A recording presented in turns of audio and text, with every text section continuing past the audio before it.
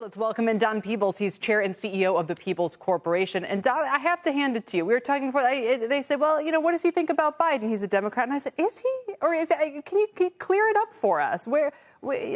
Democrat, Republican, does it depend on the candidate? Which of these two? Just talk to us what's going through your mind as you watch this play out. Well, look, I'm a lifelong registered Democrat. Okay. And I've always supported the Democratic principles. However, I voted for the person. And I think that Joe Biden has, let us down. Frankly, he was supposed to be a transitional president and chose to be more than a transitional president and trying to hold on to office. But I don't think this is going to be about the presidential election anymore. I think that Donald Trump is poised to win it. I've said this now for a couple of months. And if circumstances continue, especially after the assassination attempt on his life, I believe that he is poised to be president. These cases are getting dismissed. I wouldn't be surprised if the New York cases get overturned soon. And I think he's poised to be president. And now what's going to happen is there's a battle for control of the U.S. Senate. Don, what do you make of these libertarian-leaning Silicon Valley investors who seem to be rallying behind Donald Trump at this moment? I'm not going to say it's Silicon Valley in general, because there are a lot of people in Silicon Valley besides libertarian-leaning Silicon Valley investors. But, at the same time that J.D. Vance wanted to limit the influence of big tech, there's an ecosystem here that gets affected in lots of different ways by policy. How do you think this turns out? What did Churchill say? If you're young and not a liberal, you have no heart. And if you mature and you're not a conservative, you have no brain. What's happened is Silicon Valley is maturing, and they're supporting people who are supportive of their agenda economically overall.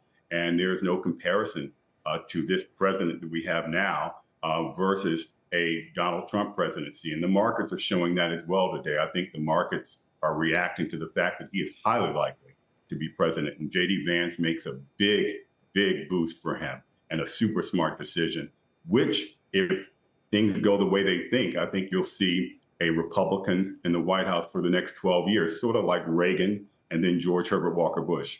Well, I don't know if you consider yourself young or old, but tell me what you think the impact on real estate is from that likelihood that you just outlined.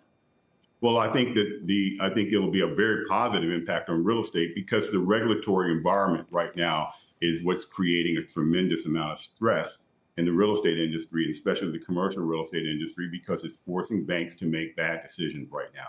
The banks right now should be sticking with their customers. They should be helping their borrowers work through these challenges, and the regulatory environment should be more relaxed.